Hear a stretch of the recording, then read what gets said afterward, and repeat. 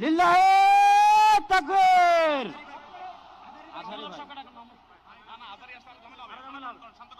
ভাই আমরা আজকে ফিলিস্তিনের পক্ষে আসছি।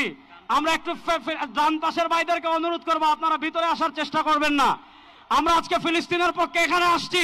ফিলিস্তিনের পক্ষে আমরা আছি না না ইনশাআল্লাহ? গাজার মুসলমানের পক্ষে আমরা আছি না না ইনশাআল্লাহ? এই যে আমার প্রিয় যুবক ভাইয়েরা, এই যে free free Palestine, free free Palestine, from the river to the sea, Palestine will be free.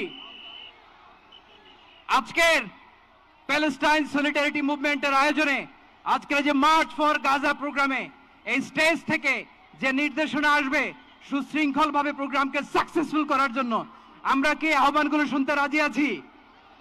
আওয়াজ করে বলতে হবে আমরা কি রাজি আছি সবাই?